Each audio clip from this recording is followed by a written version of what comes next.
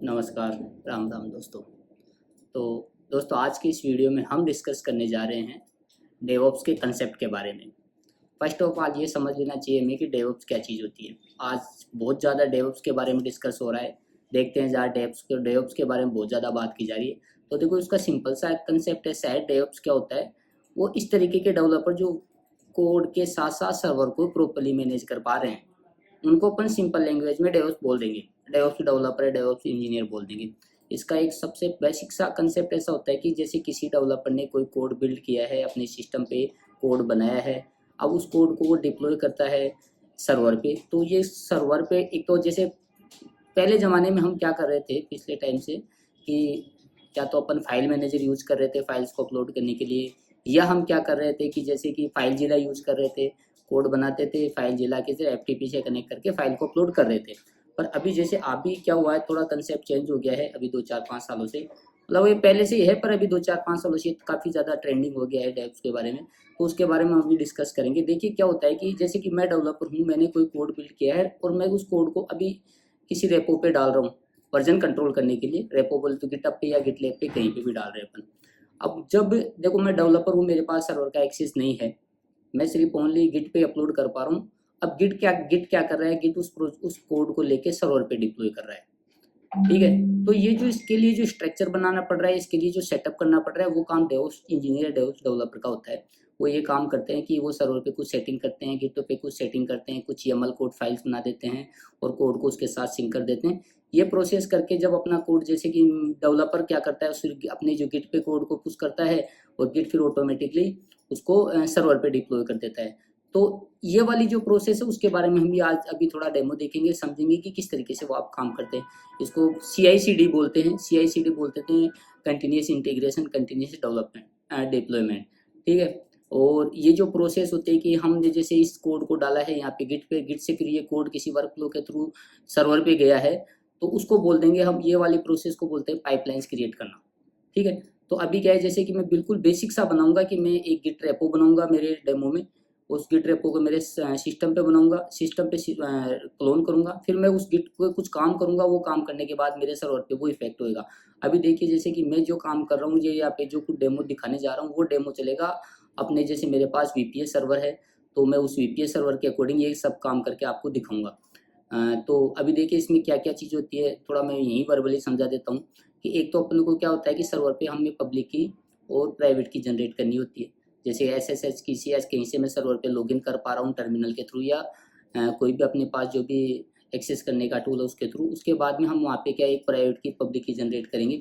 उस प्राइवेट की और पब्लिक की को, अब प्राइवेट की को तो हम यूज़ करेंगे अपने गिट पे, पब्लिक की को हम सर्वर पे स्टोर करेंगे ऑथोराइज की के साथ। ठीक है, उसके बाद में जब मैं कोड को मेरे कोड को गिट पे पुश करूँगा, तो वो एक वर्क फ्लो बनाऊंगा। मैं YAML फाइल में कुछ कोड लिखूंगा, सिंपल सा लिख दूंगा वहाँ पे कि ये मेरी फाइल है और ये मेरी फाइल सर्वर के इस डायरेक्टरी पे चली जानी चाहिए। ठीक है, तो फिर वो बाकी का काम सारा गिट करेगा कि किस तरीके से काम। तो ये वाली सारी प्रोसेस मैं आपको इस वीडियो में बताऊंगा। ओके, तो देखिए मैं स्क्रीनशॉट शेयर करके ये वीडियो बनाता हूँ। ओके,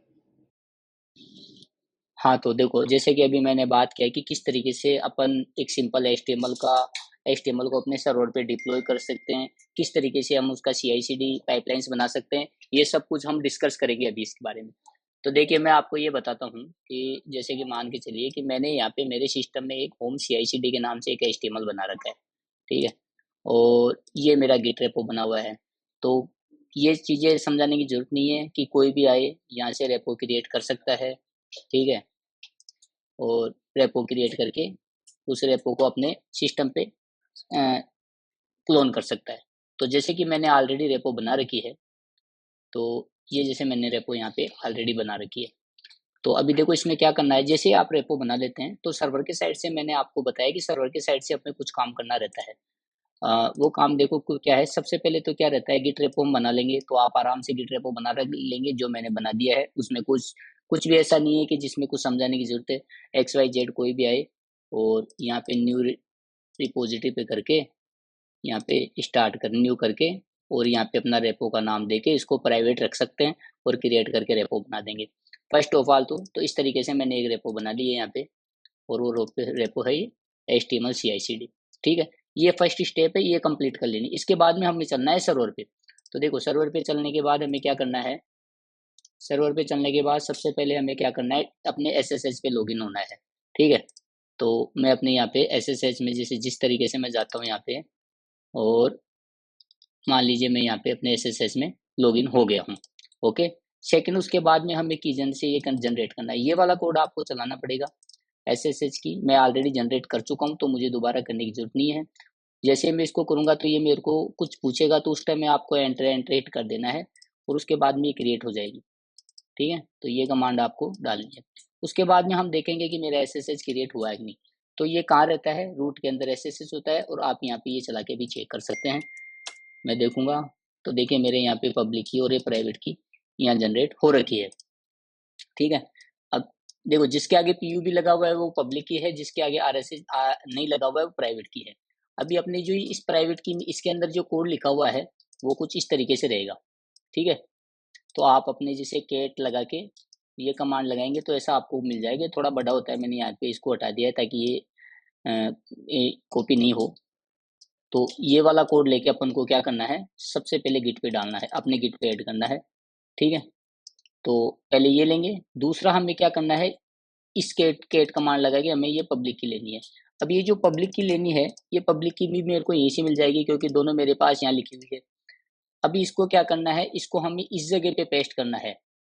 जब मैं चलाऊंगा नैनो SSH फोल्डर के अंदर ऑथोराइज की, देखिए ये जो ऑथोराइज की वाला जो लिखा हुआ है ये वाला, इसके अंदर मुझे ये वाली पब्लिक की ध्यान रखने की चीज है कि जो सर्वर पे हमें लगानी है वो पब्लिक की डालनी है, और जो प्राइवेट की है वो हमें गिट पे लगानी है। तो मैं ये मानूंगा कि आपके अपने सर्वर पे जाके SSH से लॉगिन होके जस्ट ये कमांड चला के ये वाली कमांड चला के, या तो आपने पहले से जनरेट कर रखी है, नहीं कर रखी तो आप ये जनरेट कर लीजिए, आपके दोनों फाइल्स मिल जाएगी।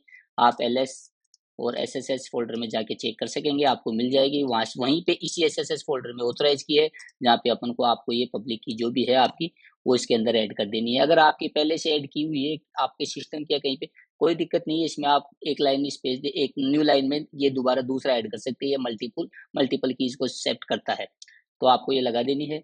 अब ये वाला जो प्राइवेट की है इसका कहाँ सेट करना है वो मैं बताता हूँ आपको। अभी अपन को क्या चलना है, गिट पे जाना है अपने। ठीक है, सबसे पहले गिट के अंदर सेटिंग में जाना है। ओके, सेटिंग में जाके अभी आप यहाँ देखेंगे, यहाँ पे सीक्रेट एंड वेरिएबल्स है, इसमें एक्शंस में जाना है। अभी देखिए यहाँ पे एक तो वेरिएबल्स है, यहाँ पे डाल सकते हैं, बट ये बढ़िया प्रैक्टिस नहीं है, हमें सीक्रेट्स में डालना है। तो सीक्रेट्स में जाके हम क्या करेंगे, देखो कुछ नाम रख सकते हैं, जैसे VP होस्ट मैंने रखा है यहाँ पे, तो आप भी VP होस्ट रख सकते हैं, या VPS होस्ट या XYZ आपका सर्वर होस्ट या सर्वर जो भी कुछ रख सकते हैं वो रख सकते हैं। उसके बाद में जो सर्वर की IP है वो आपको यहाँ ऐड करनी है। लेट सपोज जैसे मैं VP होस्ट ऐड करता हूँ, मुझे यहाँ सर्वर की IP ऐड करके इसको ऐड कर देना है। ठीक है, इस तरीके से दूसरा SSH की, अब इसी तरीके जो SSH की है वो भी SSH की इसी तरीके ऐड करनी है। यहाँ पे आपने डाल दिया कि VPSSH की, और यहाँ पे जो भी प्राइवेट की आपने जनरेट की है। ठीक है, जैसे कि मैंने ये प्राइवेट की ये वाली जनरेट की है, ये वाली, तो ये प्राइवेट की कम्प्लीटली प्राइवेट की मेरे को इस जगह पे यहाँ पे ऐड करनी है और सेव कर देनी है। सेम इसी तरीके से जो तीसरा पार्ट है आपका यूजर क्या है वो भी आपको यहाँ पे, जैसे मैंने अब यहाँ पे ये देखने की चीज है कि जो VPS होस्ट हो गया, VPSSH की हो गया, ये जो नाम लिखे हुए हैं ना, ये नाम ध्यान रखना है कि यही नाम अपन को अपने YAML फाइल में भी लिखना है। अभी वो YAML फाइल कहाँ रखेंगे वो मैं बताता हूँ। अभी इतना समझ में आने वाली चीज है कि ये बिल्कुल इजी सा स्टेप है, कुछ नहीं है। आप यहाँ पे एक्शन पे आया, आपने ये सब किया कि सीक्रेट में जाके ये सब चीजें आपको, क्योंकि आपके पास होस्ट का IP भी है, की भी मिल गई है आपको प्राइवेट, और यूजर भी आपको पता है कि आप किस यूजर से लॉगिन है। ठीक है, अब किस यूजर से लॉगिन है वो चीज ये देखने की जरूरत है कि आपका ये जो यूजर है ना, ये जैसे कि अभी यहाँ पे ये रूट है। ठीक है, तो आप इस यूजर से लॉगिन होंगे जिससे से वो आपको यूजर यहाँ पे ऐड कर देना है। बशर्ते ये होना चाहिए कि आपके इस यूजर को परमिशन भी रहना चाहिए। ठीक है, अब इस नेक्स्ट स्टेप क्या करना है, अपन को यहाँ पे जो एक्शंस है यहाँ पे एक्शंस में आना है। ठीक है, एक्शंस में आके अभी यहाँ पे एक वर्क फ्लो बनाना होता है।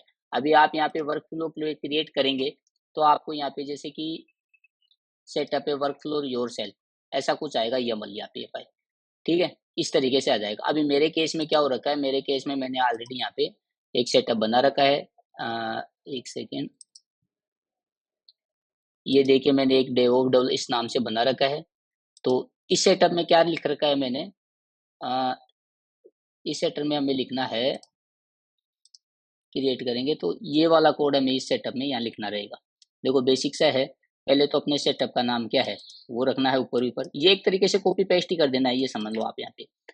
ऑन पुश पे ब्रांच पे कौन सी ब्रांच से क्या डिप्लॉय होना है, कौन सी वाली मशीन पे चलना है, ये मशीन है कि उबंटू, क्योंकि मेरा जो वीपीएस चल रहा है वो उबंटू है, उस पे जाने वाला है। चेकआउट कोड, ये सारे स्टेप लिख देने हैं आपको। अब इसमें क्या, कॉपी फाइल टू वीपीएस, ये मैंने नाम लिखा है, और क्या कुछ करना है उससे आप, अब ये जो है ना वीपीएस होस्ट वीपीएस यूजर, ये वही नेम है वेरिएबल्स के जो हमने वहाँ रखे वो रखना है। और सोर्स क्या है, इंडेक्स डॉट एचटीएमएल है, और हम इसके कहाँ डालना है, हमें वेरिएबल के अंदर जो भी अपना जो वेरिएबल www.html। अब ये आपकी वो जो डायरेक्टरी होती है, उस डायरेक्टरी के अंदर जहाँ पे भी आपको डिप्लॉय करना है वहाँ पर आपको डालना है। HTML के हो सकता है आपके HTML के अंदर जो फोल्डर बना हुआ हो, जैसे कि टेस्ट ऐसा कुछ बना हुआ है, तो ये देना है, तो उस टेस्ट डायरेक्टरी में जाके स्टोर होने वाला है ये। ठीक है, तो ये वाला कोड यहाँ से लेके यहाँ तक का पूरा अपन को इस डिप्लॉय में इसमें हमें डाल देना है। ठीक है, देखो ये मैं आपको बता देता हूँ ये कैसी है फाइल, ये क्रिएट अमल किया था मैं, इधर से किधर है वर्कफ्लो फाइल, ये देखिए। ठीक है, ये यहाँ लिखा हुआ है ऐसा, आप जब बनाएंगे तो आपके पास इतना सब करना है। ठीक है, हो गया। अभी आपका गिट, ठीक है, तो मैं यहाँ पे डूइंग टेस्ट ऐसा कुछ लिख रहा हूँ। ठीक है, और सर्वर को चला के देखता हूँ, यहाँ पे ऐसा कुछ है नहीं, टेस्ट के बाद में डूइंग टेस्ट। अब मैं डिप्लॉय करूँगा यहाँ पे इसको, और लिख देता हूँ डूइंग टेस्ट, कमेंट करता हूँ, पुश करता हूँ।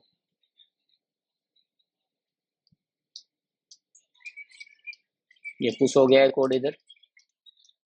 अभी यहाँ पे अभी कुछ इफेक्ट नहीं हुआ है, अपन को यहाँ पे जाके चेक करना पड़ेगा एक्शंस में क्या रहता है। ये डूइंग टेस्ट वाला भी चल रहा है, देखते हैं कितनी देर में हो जाता है।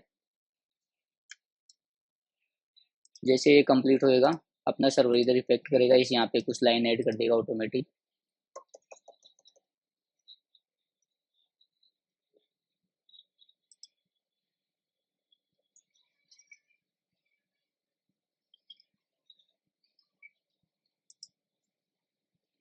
ठीक है, देखो यहाँ पे ये ग्रीन हो गया है। अब इधर जाके जब चेक करेंगे अपन, तो देखिए इधर ऑटोमेटिक हो गया। तो इस तरीके से हमने आप अभी देखा आपने किस तरीके से हम अपने ओनली गिट रेपो को अपडेट करने से अपने सर्वर को अपडेट कर सकते हैं। और ये बेसिक सा मैंने एक वर्क फ्लो बनाया था कि अपन इंडेक्स फाइल को किस तरीके से सर्वर पर डिप्लॉय, ये सेम तरीके का ही कंसेप्ट रहता है। अगर अपन नोड के लिए कैसे कुछ प्रोजेक्ट करते हैं, बस वहाँ पे अपने जो सोर्स फाइल रहता है क्या अपडेट करना है, वो सब थोड़ा सा बिल्कुल थोड़ा सा माइनर सा YAML फाइल में चेंज होता है। बाकी सेम प्रोसेस ऐसे है कि SSH से सर्वर से कनेक्ट करना पड़ता है। सर्वर से कनेक्ट करने के बाद अपन को ये चीज़ें प्राइवेट की पब्लिक की सेट करनी होती है, प्राइवेट की गिटहब पे सेट करनी पड़ती है, प्राइवेट पब्लिक की अपन को सर्वर पे सेट करनी पड़ती है। सेटिंग्स में जाके सीक्रेट्स में जाके हमें वेरिएबल्स डिफाइन करने पड़ते हैं, कौन से सर्वर पे डालना है, क्या प्राइवेट की है, कौन सा यूजर डाल रहा है। इसके बाद YAML फाइल में हम किस जगह पे फाइल को अपलोड करेंगे, ये सब कुछ हमें वहाँ पे डिफाइन करना पड़ता है एक तरीके से। और इस तरीके से अपन एक तरीके का ये CI/CD पाइपलाइंस बना के अपन सर्वर को अपडेट कर सकते हैं अपने गिट से। ठीक है, आई होप ये अभी समझ में आया होगा। कुछ कोड ये स्टेप्स में ऐड भी कर दूंगा ताकि आप देख सके आराम से। अगर आपको ये कुछ वीडियो अच्छा लग रहा है, समझ में आ रहा है, तो वीडियो को शेयर कर दीजिए, सब्सक्राइब कर लीजिए। Thank you.